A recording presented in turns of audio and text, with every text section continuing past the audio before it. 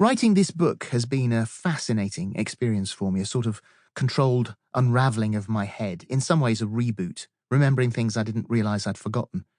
I didn't think for a second, as I sat with my fingers poised over my laptop keyboard at the start of this adventure, that I'd learn anything new about myself. As it turns out, I have. I've always documented my life in one way or another, keeping diaries or even jotting down lines that I imagined would go into my autobiography one day if I was ever to write one. I even wrote what I thought would be the first line, a line that ended up in this very book when I was just 14. My diaries have helped me as I've written, and the 1986 diary has "Life's What You Make It" written on the front. It rang true then, it rings true still. On the 7th of February 2020, at 9:45 a.m., my thumb hesitated briefly over my phone.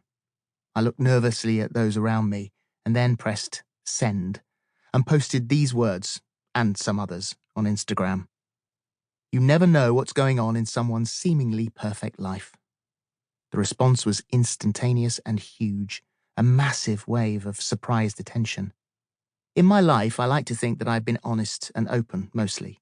Now, hopefully, I can add some detail to that statement and tell you who I am, the real person behind the bloke you know from the telly, and the life that led up to those words long before they were even a spark of awareness in my head.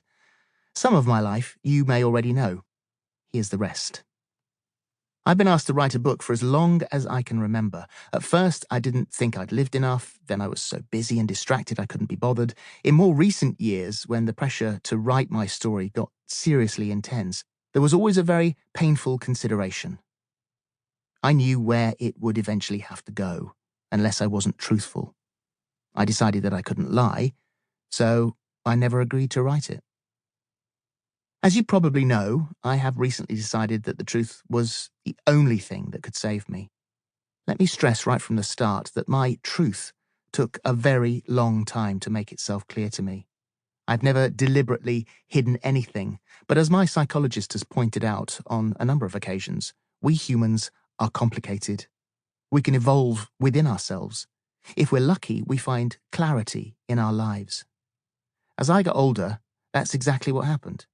I discovered something about myself that I had no idea was there. I found clarity, and that's taken a long time to process.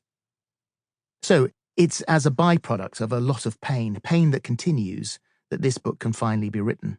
That, coupled with the fact that as I type this, I'm sitting in lockdown as the COVID-19 pandemic has put the world on pause, so I had a shitload of time on my hands. Writing this book has been a fascinating experience for me, a sort of controlled unraveling of my head, in some ways a reboot, remembering things I didn't realize I'd forgotten. I didn't think for a second as I sat with my fingers poised over my laptop keyboard at the start of this adventure that I'd learn anything new about myself. As it turns out, I have. As I wrote about the big, conflicting decisions that I've made in my life, a pattern has emerged. I stress and I fret, I worry, I tie myself up in ever tighter knots. I keep myself awake at night in never-ending loops of turmoil. But the outcome always seems to be the same. As I enter into a huge life choice, it would appear that I already know what I'm going to do. It just takes me a while to get there, sometimes overnight, sometimes considerably longer. I seem to put myself through rounds of torture before I'm prepared to take a life-changing step.